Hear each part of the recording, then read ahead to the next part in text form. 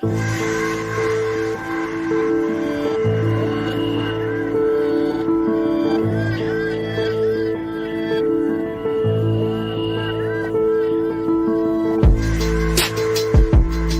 started making names right away, and I loved it. I was robbing drug dealers, and taking their gold right off their neck, and the shit we did, who's gonna call the police on you? A drug dealer? I can identify with anything that was normal, to be honest with you, but I was born and raised in Brooklyn, New York. Yeah. 99% of the time, you're gonna disappear. Just like the Donnie Brasco situation with Lefty? Yeah, the reason why, they figure it this way. You brought this guy around, he ratted on everybody, now he ratted on you. You might turn around and join him and rat on us, so we get rid of you, there's no connection between there and there, and they get rid of you.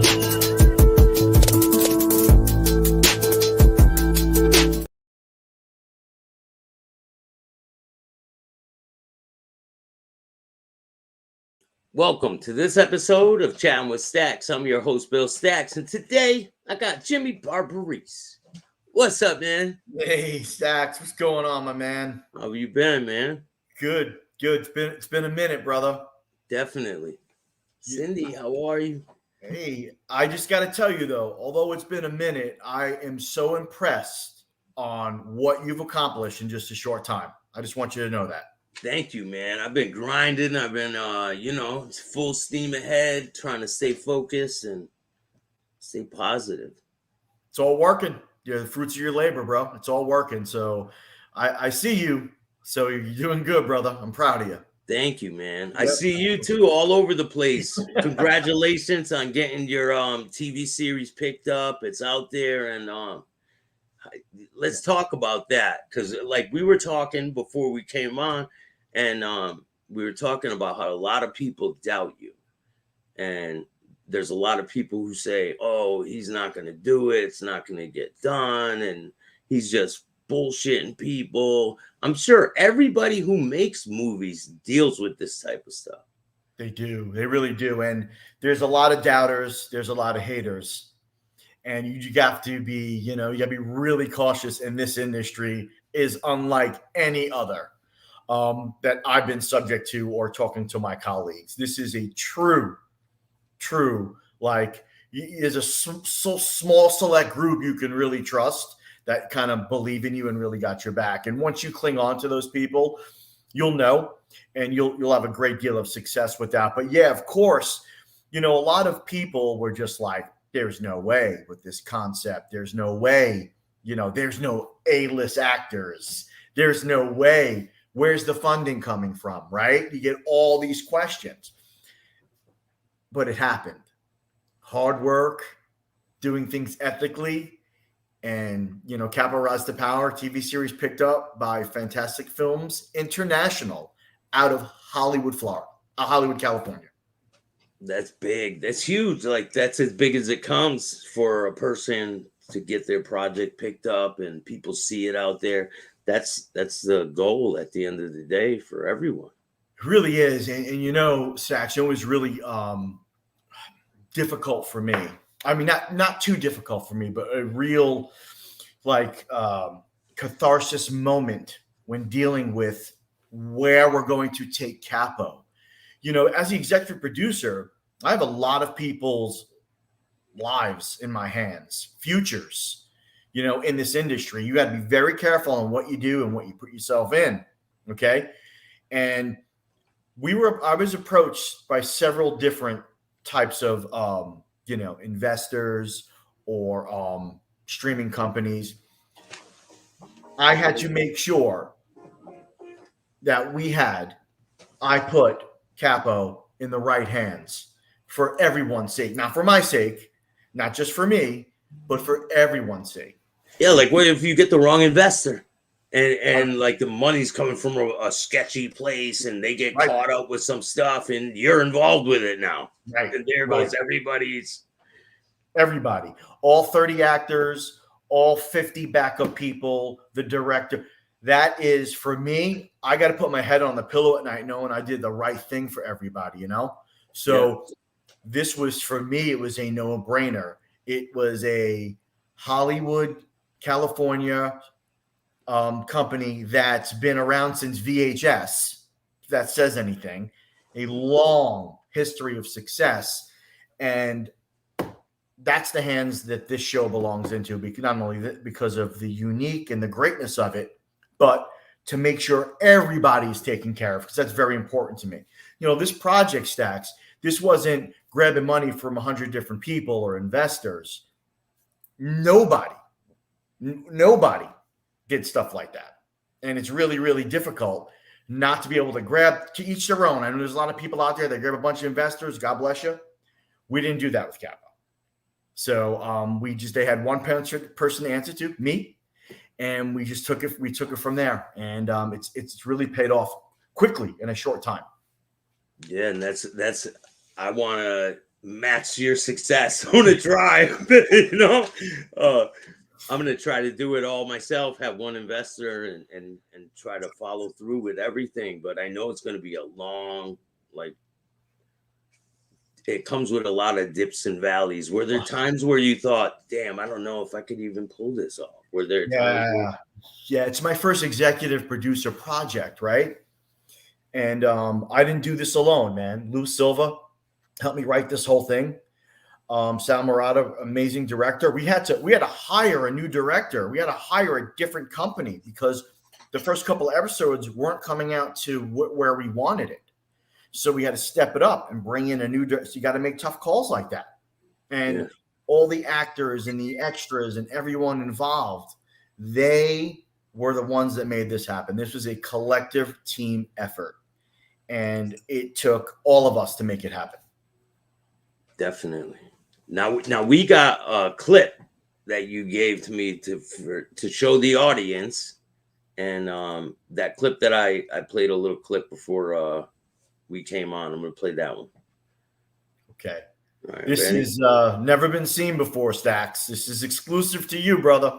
Thank you, man. I appreciate that. So you guys, this is Capo Rise to Power. Here's a clip. Let's get into it.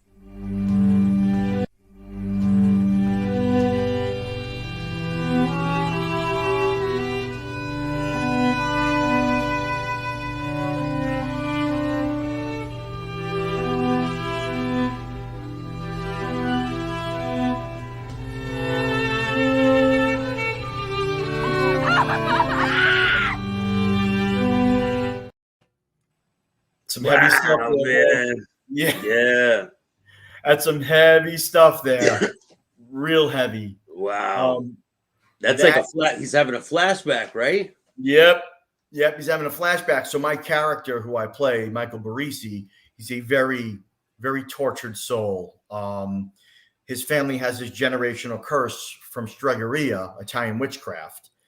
And a lot of decisions he's had to make were manipulated by his uncle Joe, who's played by the great Lou Silva. So Lou plays Don Passero, my Uncle Joe. But Michael's having these flashback moments of how his dad taught him how to speak Italian, how his dad just, taught him how to fight. You see the scene, he teaches him how to fight. And my dad is played by Tony Faz, who's a great actor. And along with who plays little Michael, me, is played by Dominic Cipriana, and this kid's magnificent. Yeah, so it flashes back to when you're a young boy, right? Yep.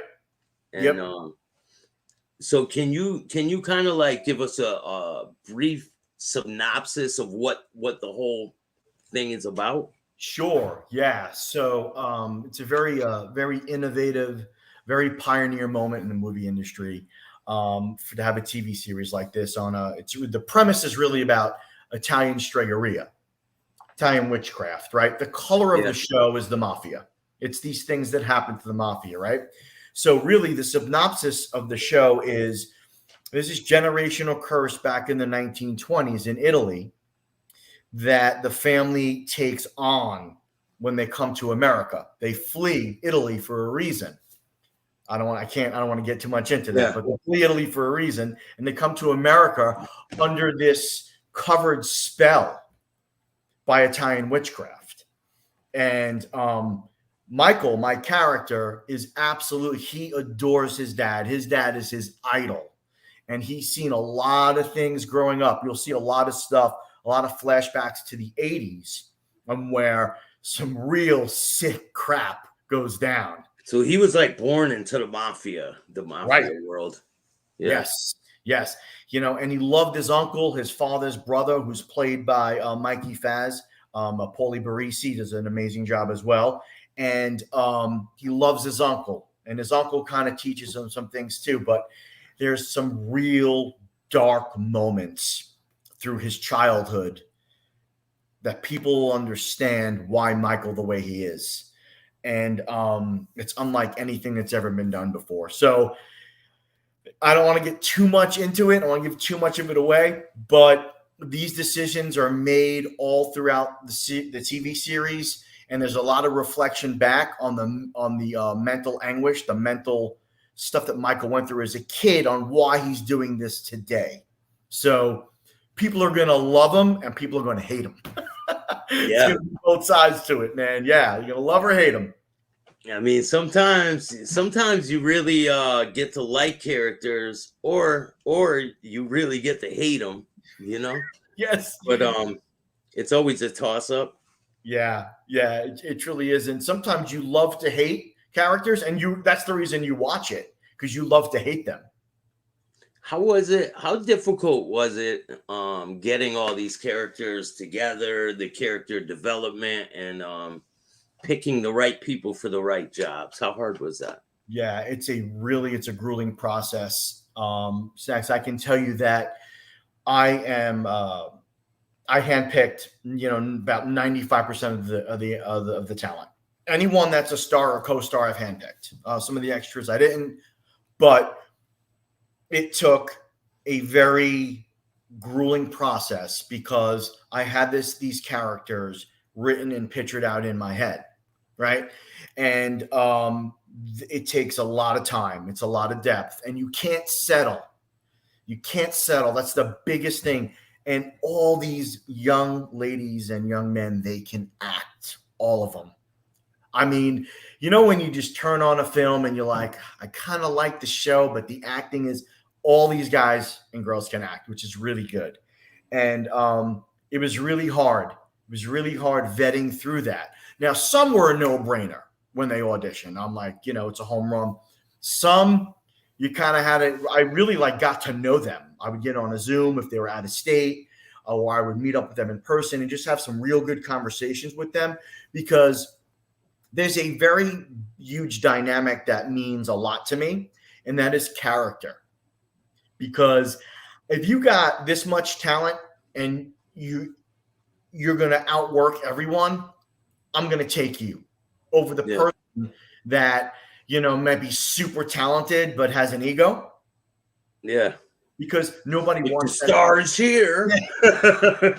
I ain't waiting for nobody, man. Like, this bus waits for. Have you dealt with stuff like that where people are kind of getting that star mentality? I have, and I'm really glad that I've been on A-list sets and some indies before I did all this, and I was just no, I would never hire that person. I would hire that person. You learn, you observe, because nobody wants that cancer on the set, the big ego. It takes the flavor out of what you're doing. Yeah. And we don't have any of those big egos on the set. Everyone is really, it's a sister and brotherhood. It's a family. And if you talk to them, they'll definitely vouch for that. That was one of the big dynamics that you didn't want the day to end because we were all so close. Yeah. And you're having such a good time doing what you guys are doing, right? Right. It's so important. And I always say this, I love a very humble person, because I'm a humble guy.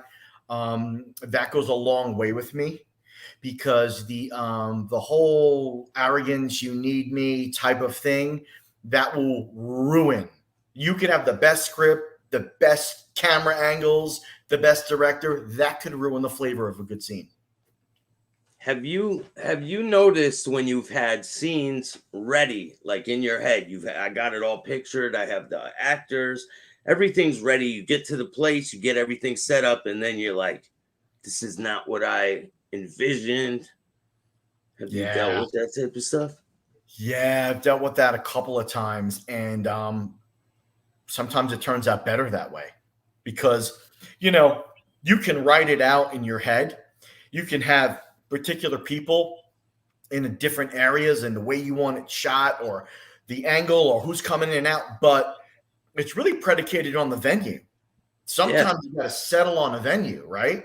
Because, you know, venues are hard to solidify. And I've been there where we're like, man, this is not what we wrote, but hey, we can try this angle and that angle, and it turns out to be better. Or sometimes you just got to work what you got and do the best you possibly can. But that is very common, very common. I've noticed that when I was on the set of Matt Damon and Ben Affleck's movie in Boston, they rented out City Hall in Boston. Wow. It was like a $39 million budget. So far, they dumped into the movie. I was there for 2 days of shooting, and I just played an extra. So awesome. I was just getting interviewed by the news outside of the bank while they had the hostage situation. It was awesome, man. It was an experience. It was incredible. Like, wow. But that day, it rained. Now, if that wasn't in the scene, like if it wasn't written in the set, but they still shot it because maybe they could use clips of that. But what if they didn't have rain in the scene? They were putting snow on the ground, and it was like nowhere near snow time, you know? Wow. So it was crazy. It was cool. That's nice when you have a $39 million budget. You can do things like that. I've come across where we've had, you know, we're in Florida, right? We're a lot of our filming was done on the East Coast of Florida, from Miami up to Boca, the whole East Coast. And we had an outdoor scene. We had people coming from out of state, and it was the forecast changed, just torrential rain. You want to talk about rewriting a script to move it inside on the fly to make it work? Well, you had to do it while everyone's there? Yeah, the night before, it turned. A storm came in, and we were just like, oh, man. But it turned out to be a great scene. A great scene. Yeah. So, those challenges, you have to be flexible. You have to be open-minded, and you have to be creative. All on the fly. Otherwise, especially something that's on an indie budget, you're doomed. You have to have that flexibility. Yeah, you can make one mistake and ruin your whole budget, right? Everything. Oh yeah. Whole day too. You ruined the whole day. So, man. Yeah, but we made it work, and it turned out to be a great scene. And I loved. See, that's the thing. That's the thing about having that cast with the dynamic of being a family. Roll up our sleeves. Let's go. Let's change it. We're here to work. The creative juices are just flowing because everyone's there, and you guys are really putting in the effort to get this to another level. Yeah. And we're not dealing with you're not dealing with egos. Wow, this isn't the script for today. So that's why I know you said you got a project going on, which is awesome. When you handpick those people, they make the film. Capo would not be where it is without all those cast members I brought in. Yeah, Lou has an incredible presence. His he plays a boss, right? Doesn't he play a boss? Yeah, he plays the boss. The boss, yeah. The boss, yeah, and he is my uncle. So he's a puppeteer, man. He's got me on the strings. Yeah. Lou's a great guy. Yeah, great actor too. And I forgot her name. Was it? Oh, you're the girl who plays Sophia? Yes. Roxana Sepulveda. Roxana. Shout out to Roxana. I've had her on the show. Yes. I've had quite a few of your cast mates on the show. Yeah, she's a rock star, man. That girl's tough as nails. And she's an artist. She sings too, yeah. Yeah. It's funny because you look at her. I mean, she's such a beautiful young lady inside and out, right? But I have some stunt scenes with her, and she would challenge me. Like, no, you got to be tougher. You got to be rougher. I'm like, my God, I have my wife, I got daughters, man. This is a girl. She's like, nope, Yeah. nope, man. She's tough as nails, that young lady. Tough as nails. Was there a lot of action scenes? Oh, yeah. And how long was it? Like, did you do one season, or how many episodes are in the season? Yes. So we have one season in the bank already that's filmed. The amount of episodes is to be determined right now. But season 2 is already written, ready to rock and roll. You already have it. Done. Have it. Yeah. We're done. We're ready. We're going to start filming next year. So we'll give everyone a little bit of break. We just wrapped like 3 weeks ago for season 1. So we're going to be filming season 2 sometime next year. So when can people expect to start streaming Capo? That's a great question, man. Bill, it's in the hands of Fantastic Films now. So I think if I'm a betting man, it's probably next year at this time, honestly. Yeah. And then distribution, are you going to have it on streaming platforms, or you're just not really sure yet? They will. They're going to have it on streaming platforms. Absolutely. Multiple. They'll have it on multiple platforms. Yeah, absolutely. Yeah. International too. Man. That's why I went with a global company, because we have 60,000 followers already. We haven't even released anything yet. We got 60,000 followers, but a lot of them are in Europe because of the Stregheria. It's very big over there. Yeah. So that's the black magic of Italian witchcraft. Italian. Yes. Yeah. You had a lady. I was supposed to have the woman on the show. Yes. Christina Lewis. You need to interview her. She really does it, right? Like in real life. So just to really tell people, Christina Lewis, she's based out of California. She's a real Stregheria. Stregheria is a witch. She's an Italian witch. Legit. Like, we run things by her to put it in the show. To make it authentic. So it's like, you're not just, we're just going to pull this out wherever. You're getting it from the real deal. Right. We're being coached by a real Stregheria witch. So we want to make sure this is authentic. And she's amazing. Her roots are from Sicily. She lives out in California, and we run things by her, and she vets them. It's amazing. So you're going to see a lot of this, like, backstory on the witchcraft that some people are doing. And these like real rituals, real stuff. Like, there's an altar, right? And she gave us the dynamics of this altar. It is so authentic and so legit. Is that type of stuff creepy when you're working around that type of stuff? It is, man.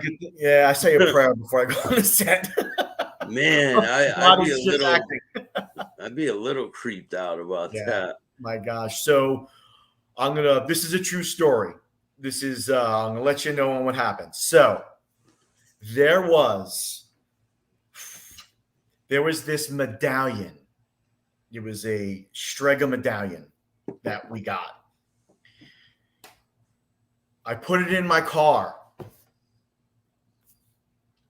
Staxx. I was driving home from Fort Lauderdale back to Tampa, where I live. Out of nowhere, I had 4 flats. 4 tires were going flat. I have a brand new Escalade. All at once, right at the same time. All at once. Lights are on. I'm like, oh my goodness, what is going on here? Really weird. So, they run flats, which is cool. So I bring it to the dealership. Like, my God, never seen this before. There was like these weird nails in each 4 tires. I drove 2 weeks later. I drive back to the set. I had 2 more. So it happened again. Then, dude, I threw the thing out. I was like, this is too spooky. I called the director. I'm like, I'm throwing this out. I do not want to hold on to this anymore. What was it, like a little metal medallion, like a coin? It was a medallion that they were on their neck, like a star and a horn. It was freaked out, bro. I was freaked out. I'm like, oh my God. I called up Roxana. I was telling her, because she was holding it at one point. She's like, Jimmy, throw it out. I'm like, I'm going to throw this thing out. Yeah, man. I don't know. It could be all in my head, but who gets that? Well, how does that happen? It's just so weird to me. Has the writer's strike affected you at all? No, it's a non-SAG project. Yeah. I know a lot of it has affected a lot of people. It has. It actually it was a non-SAG project, so no, we're not affected by that at all. There's so many questions I want to ask you. I want to yeah, I sent you a couple of pictures there too. Yeah, I'm working on getting those right now. There's the little girl when they did the flashback scene, that we've seen that little girl that's next to me that my dad's kind of like he's teaching us Italian and stuff like that. That's young Nikki, who is my adopted sister, who's played by Victoria Lingenfelser. She is like my little sister, man. We have such a great connection. I could tell you. So we have this scene in a church, and I was talking with the priest, and it was a very emotional scene for me. And sometime you as an actor, you have to go to that place, right, to kind of get the emotion. Yeah. And I was struggling with it a little bit, and I was talking about my sister. So Victoria, who shows up to the set a little bit later, her call time was an hour later than me. She comes in, she sits in one of the pews, and dude, I just look at her and boom, the emotions, the tears. She's such a good actress that we can feed off each other that way. So we have this real like brother and sister connection. So I just want to give her major props for just playing an amazing baby sister. All right, I think I got them all right here. Boom. Oh yeah, here we go. What? Yeah, so that's I'll show the pictures and you explain each one what it surrounds. You got it. So on the side of me there is Salvatore Salvi Izzo. He's one of our hitmen.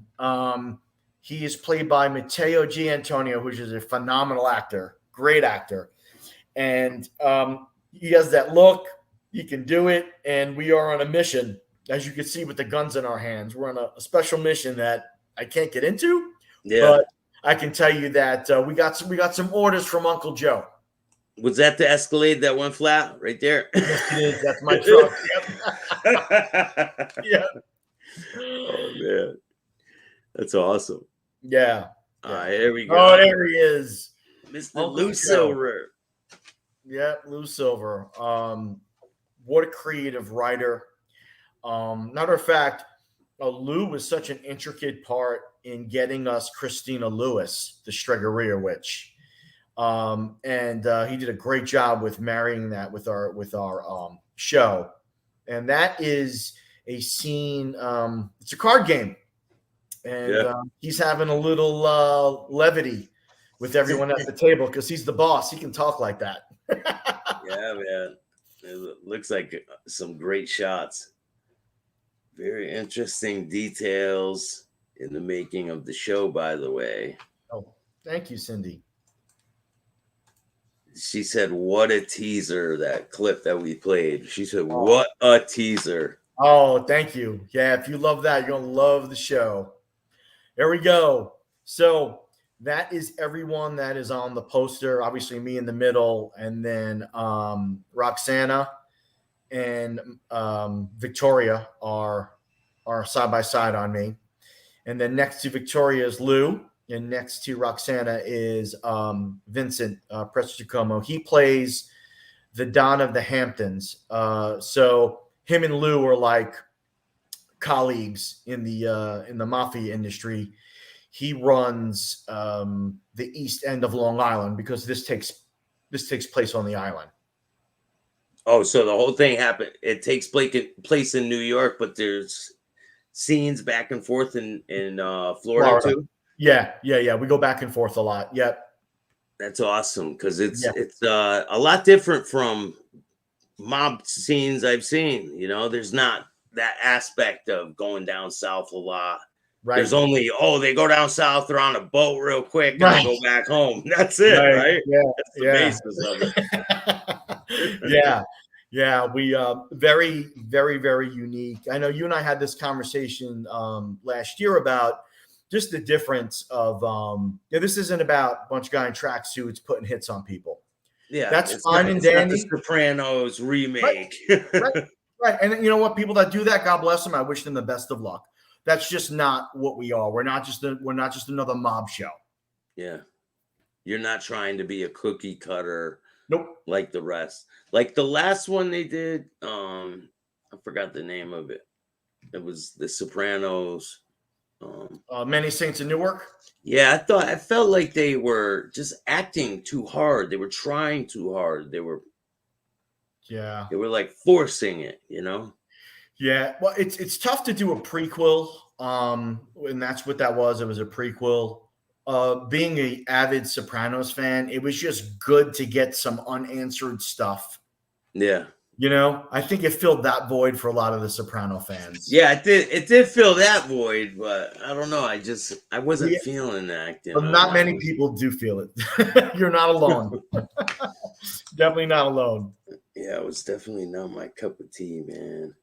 Never done before. Point of perspective. All right, we got another. Yeah. Here. Yeah, that's a scene where I'm in another sit down. So I'm in a contemplating thought on what I need to do next, because some of these orders that are given to me are coming directive from some spiritual stuff. And it's like I said, Michael's a tortured soul. So it's real difficult for him to face all this stuff. Plus, you know, this drives Michael to, you know, he drinks, he gambles, he has a lot of vices. So there's a lot of hangups because of his childhood.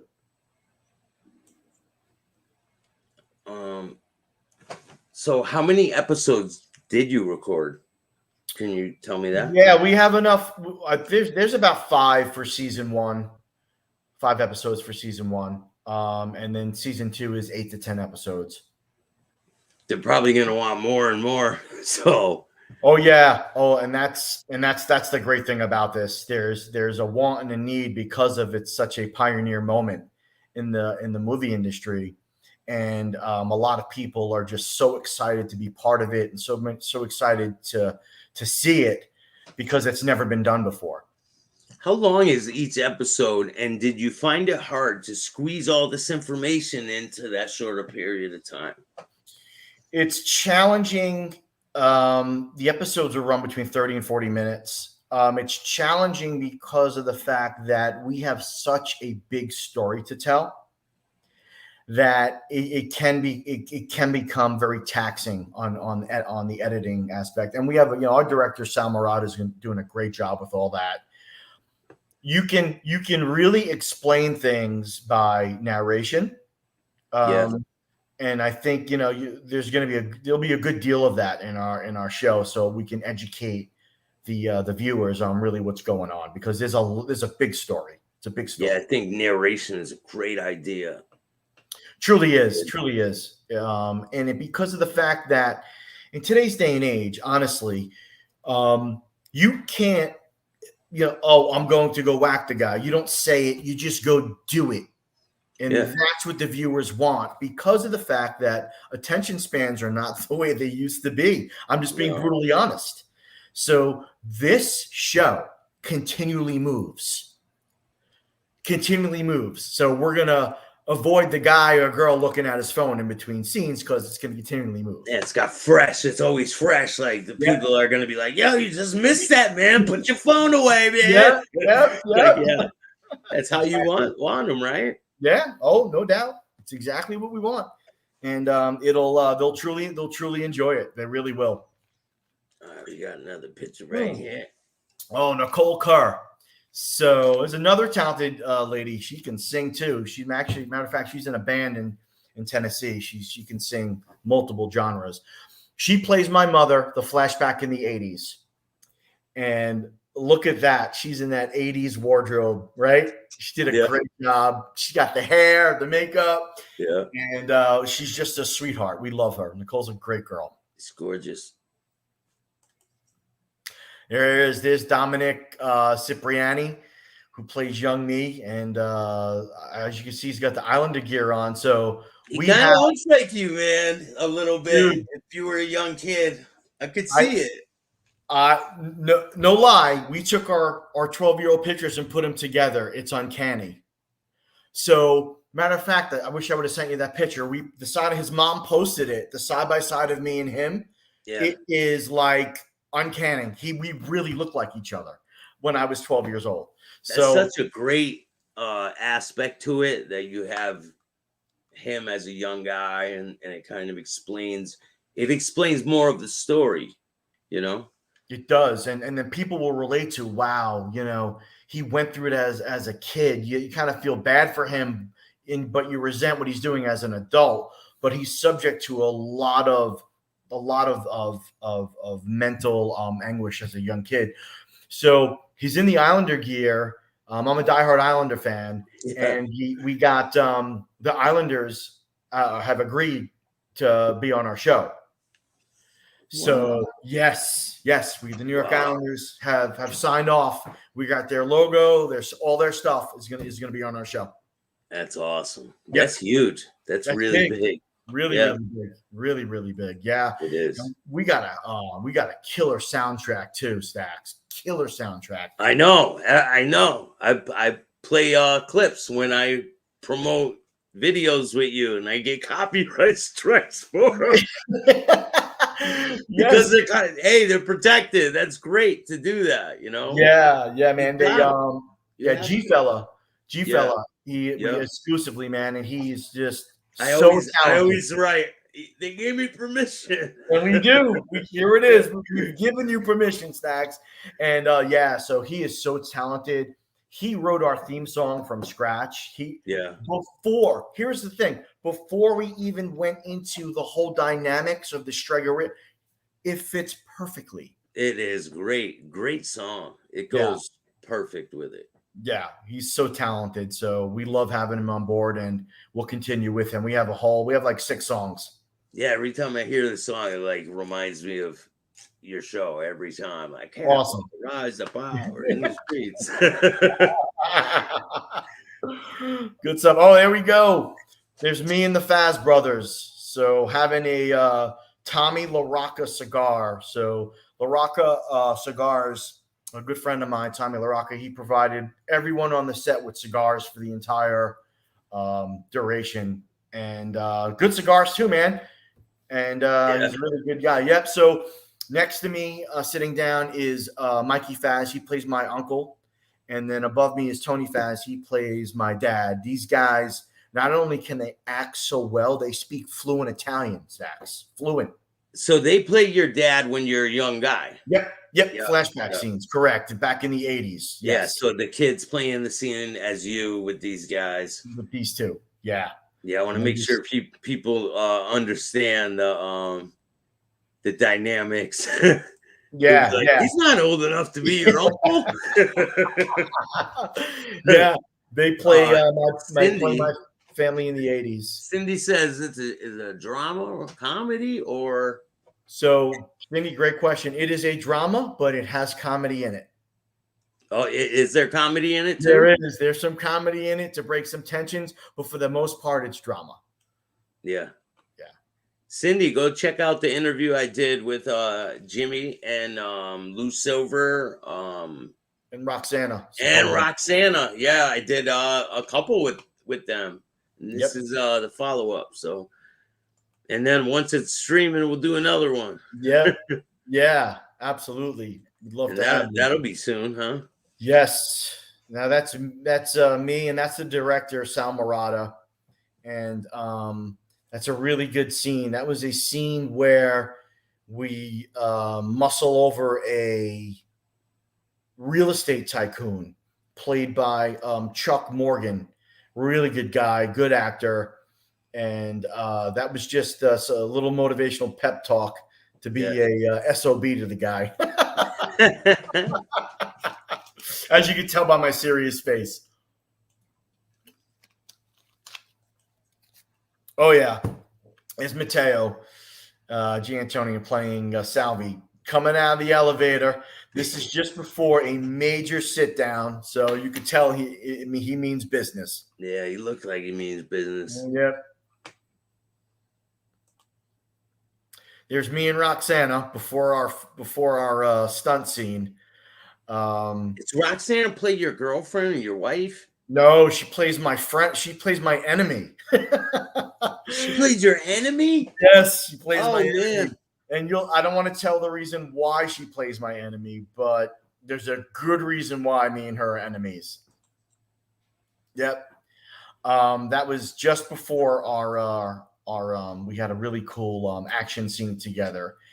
And we had some really good coaching by Juan Bofil, who actually does the stunt coordinating for Iron Man.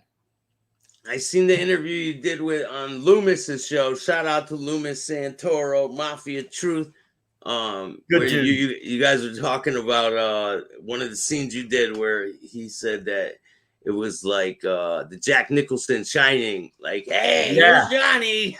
Yeah. I sent you that too. Yeah, you did, right? I got the clip right here. We're gonna play it right now. for you Awesome. Yeah, guys. let's see it, bro.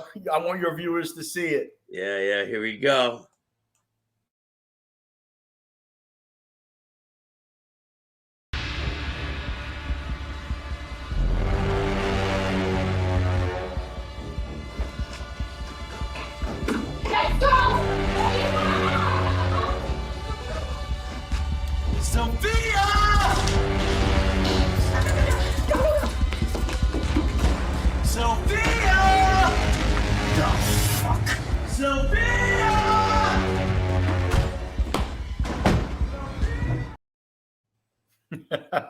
That's great, man. You open the door. What the fuck? It's a closet. Yeah, man. That was actually an improv. I'm like, I'm gonna open the air conditioning closet and get pissed off. Yeah. So that was really good. And that was just before the picture before that scene was her and I were just like game planning and talking through our stunts. And that's me hunting her down and the little girl. Little girl is Apollonia, played by Silvana Cimarron, who is a fantastic actress, little actress. Cry, do whatever you want on cue. I wish I was that gifted when I was that young. Seriously. Yeah, like how was it working with these young kids? Because I know, some people are like, how the hell they get a kid to do that and act like that? Like, yeah. Well, the one benefit for me is that I'm a coach. I'm an athletic coach. I've been doing it for the last 20 years. I'm very grounded with children. And that's the one thing everyone on the set's like, all the kids flock to you because I'm a coach and I can relate and talk and understand and that dynamic for motivation. But, you're dealing with, a sadistic, mafia movie here, right? Yeah. And like you were saying, how do you get them to have their kids be a part of this movie? You're gonna be in a sadistic mafia movie. Like, how do you explain that to the parent? Yeah. So not only do you got to make sure you got the right kid, the parents got to be into it as well. And thank God, both Dominic and Savannah's parents are amazing. They're on the set with them the whole time. And both this young man and this young woman, they love horror movies. Anyway, they love them. Yeah. So they were just like, this is nothing. It's worked out. Totally worked out. But you're right, man. That's a tough catch. Truly is. There's Victoria Lincolnfelser. That's who plays my sister, Nikki. And what a connection her and I have. She's such a great young lady. And her and I, just from the start, when I first met her, our first day on the set, we had to have a crying scene together. We were at a funeral. Picture that. You're meeting someone for the first time. I didn't meet her. I met her at dinner, at a group dinner before this, right? Yeah. And then, we met at a group dinner. Like all the cast got together and we mingled and we got together. And then the next day, like the second scene in, me and her have to cry like brother and sister at a funeral. and we sat next to each other. We talked. We put headsets on, music, and we clicked. We got to that set, Staxx. It was to the point her and I could not stop crying. Like after people like really felt bad for you. yeah, they're like, should we approach them? And we were just like, catching our breath, hugging each other, like we really lost our mom, or really lost our dad. Yeah, so you really tried to put that real passion into that scene, right? Yeah. And we just clicked from the beginning. And that's why when she shows up on the set for me, I love just having her around because she can like energize that emotion for me, which is really good. Yeah, I gotta pick the right people for my project. I have quite a few people already on board, and I just need to get the right people in the right positions. But that will all work itself out, just like your project did. Yeah, and it takes a lot of courage to do what you've done. I appreciate that. It really does. It takes a significant amount of courage. People don't understand the dynamics behind it. It's grueling. Have you felt like giving up at times? And have there been points where you're like, damn, I really don't know if I can do this? Yeah, I've had both those moments. Yeah. I've had both those moments, but I didn't want to fail the people that followed Capo. And that's what was heavy on my heart. Thank God it all worked out because I did, man. I had a real low moment at one point, and I speak to a lot of colleagues and a lot of people at a high level. They've been through it 100 times, but it was the first for me. It was my first EP, EP credit. So, and I just didn't want to fail the actors, the talent, and the director and all that. It just meant too much for me because of everything we've put into it. And we have some really good people, and I just want to make sure it was right. And that's why I really believe it's a blessing on, how we got picked up from an international level so fast. We haven't even released anything yet. Yeah, that's incredible. And I think that's just good karma that goes into that because I take great pride in doing the right thing to everyone. A couple of the people on this, like the cast and crew, they're very taken back that how I'm putting everyone before me. I do that. I put everyone before me. I think it's just real important to see, I'm first one in, first one out. Yeah. And you've got to set the example. I mean, you're the guy that's putting it all together, Yep. You're the guy that's gotta be the person to make everything happen. So it's a lot of weight on your shoulders. Shit, even with it, how long did it take you from start of creation until you really were like, I'm gonna get serious about this and really start hitting the gas? Well, it's a year and a half. Really? That quick? Year and a half. Yeah. I knew I had this project was in my hands with another company that just walked away. And I was just like, I'm taking it. I'll take it and I'll run with it. So 18 months later, brought in Lou. Wow. Yep. And it's been nonstop, man. Thank God I have an amazing wife that's understanding. Yeah. I've been married to this thing for a year and a half. We just wrapped a couple of weeks ago. I mean, I don't know if people understand how much time and effort and phone calls and you're trying to make everything perfect. Like, and then you got people you're bringing in from out of state. So you have to arrange everything for them. It's not going to do itself.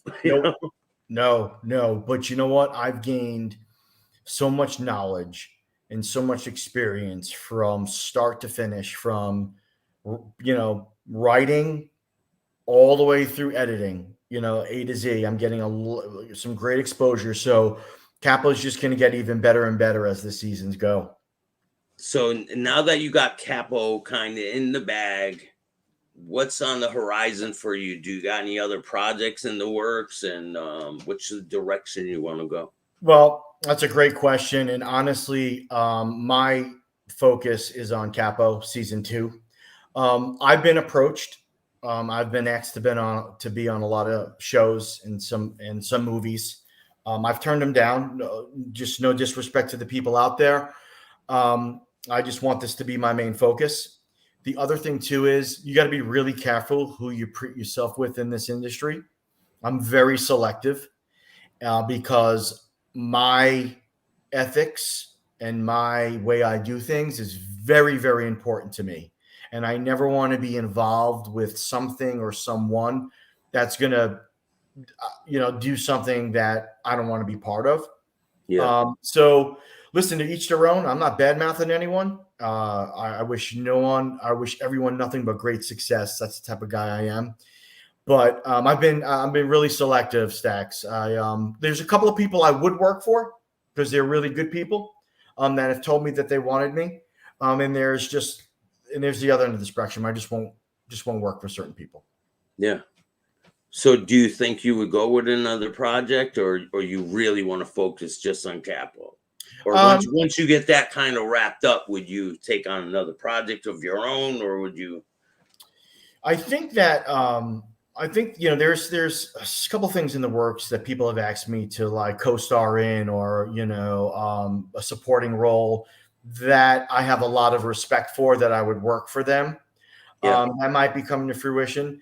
But other than that, right now my focus is on Capo season 2 because I know what I got.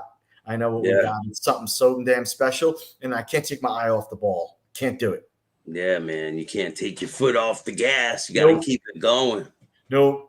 And sometimes when you jump project to project, things get watered down. And I don't want to do that. This is way, way, way too special. You get a small window, man. You get a small window in life. I always say you got to strike while the iron's hot. You got to strike while the iron's hot right now for Capo. So I'm striking.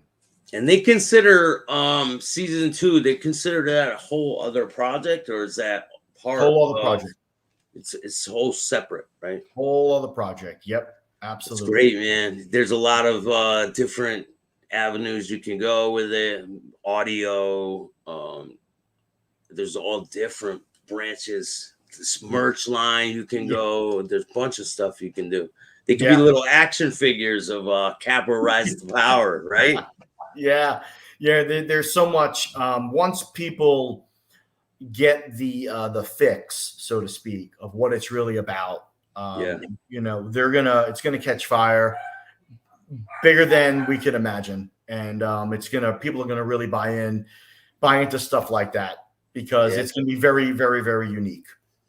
I think you're gonna build like a family type of fan base around this show, just like The Sopranos did, and Sons of Anarchy. They have their own kind of cult following, Yes, 100%. You've nailed it. And Lou and I have had this conversation several times. That is 100% what we're gonna want. We're gonna have that cult following for Capo because there's some levity in this. The one thing you love about a show like the Sopranos or Breaking Bad, as dark as it was, you laugh. There's some really funny moments in it, right? Yeah, and that's what we have. Laugh hysterically too, man. Like can't stop. Stomach hurt and laugh. Yeah, I think Lou just messaged me. Did he? Yeah. Oh. You want him to jump in? Yeah, if he can. But that would be fantastic.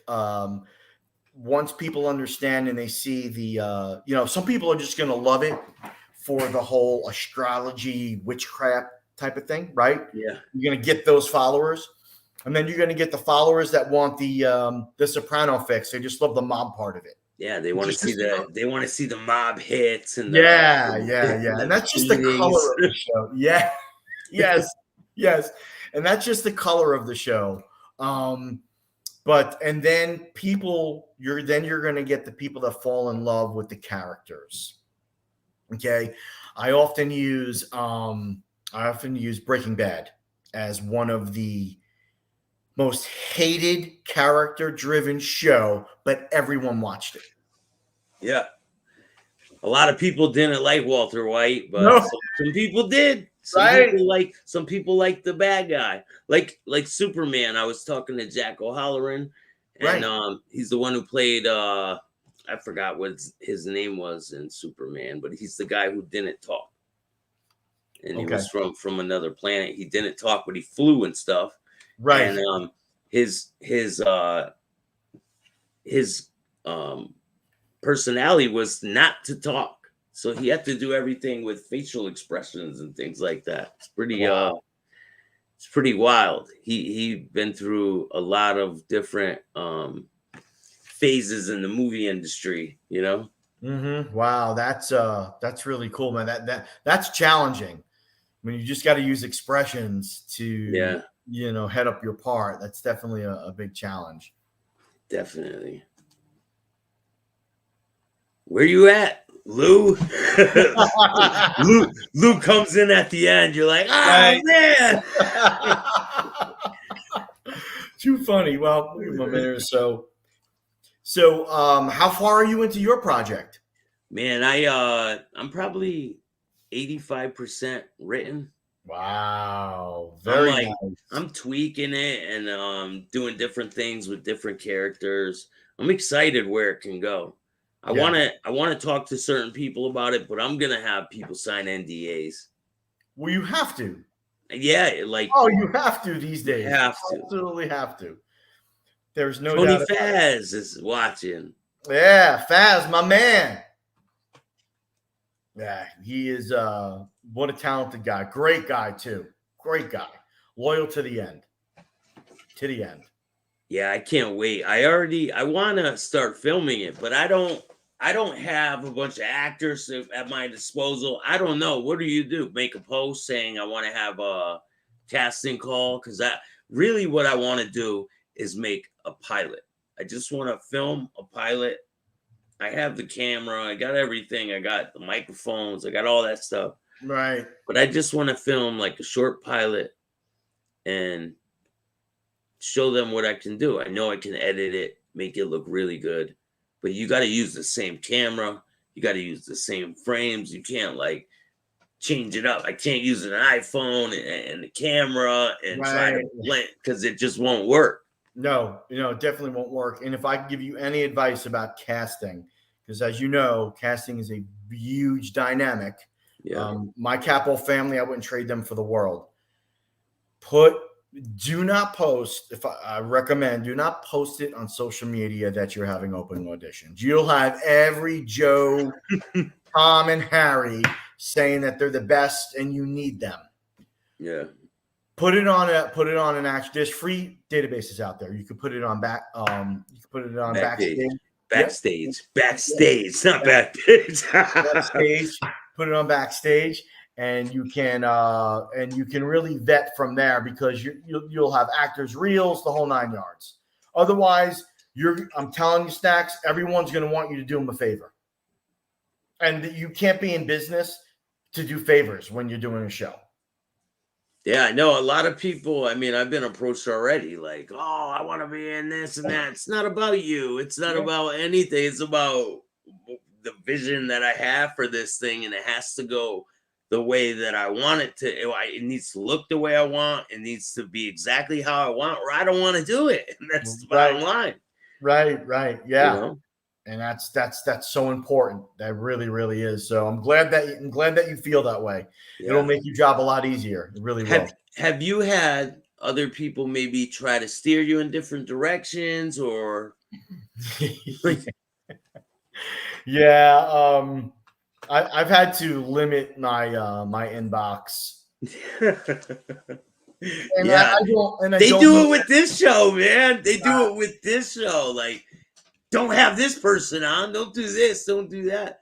Yeah. I honestly think I have a shadow ban on YouTube because of it. Yeah. It's you get a lot of don't use so-and-sos. and like that doesn't do me any good. I'm not going to listen. I really had to at the point limit the inbox just for people that I know, because it just becomes too much. And we're looking forward. We have a big season 2 coming up, right? We'll be filming next year. We're gonna have a lot of casting, right? I'm gonna have a lot of casting, and I'm going back to old school casting, by the way. So we're gonna have people show up and audition, because this whole like sending in videos. I know some people out of state. I get that, but you can really see what the dynamic. kind of stuff have you dealt with that process? What kind of things have you dealt with? I've dealt with people not turning out the way you thought over a video. So they have a video. They look like this in their video, right? Right. Like this. Right. And then when they come back, they look like this, right? Yes. Yeah, exactly. I'm ready for my casting call. That's great. Oh God, that's great. I'm ready for my take. Right. My goodness. You're like, where's the chick at? Yeah, man. Where'd you come from? Yeah, and it's a completely different. That's why the auditions in person are gonna be really well. So season 2 is we already have a plan in place for all that. That'll be great. So a lot of the people from season 1 are going to be in season 2. Oh yeah, so about 90% are returning. We have some really good characters, so people are going to want to follow these characters throughout the TV series. Yeah, it's awesome, man. I can't wait till it comes out. Really, I'm excited. Me too, man. And I really appreciate you having me again. I really mean that. Let's play that clip one more time. Lou missed out, man. Yeah. We'll invite him on the next one. That's all. Yeah. Yeah. Here, check out this clip from Capo, Rise to Power.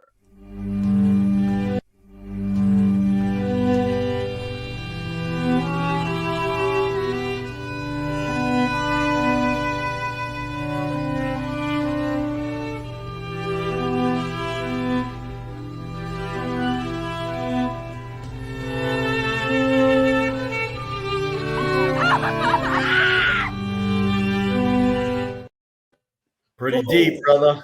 Well, thank you for joining me, man. I appreciate it. It's always fun to have you on the show. And I wish you nothing but success in the future. And stop calling me. I'm live. Well, man, Staxx, it's always a pleasure, man. Thank you for having me. You're a great dude. Anytime, any people from Capo you want, man, we'd love to be on your show. You're such a great guy. And we're looking forward to the world to seeing it. And I cannot end this without thanking God. Continue shining on me. Definitely.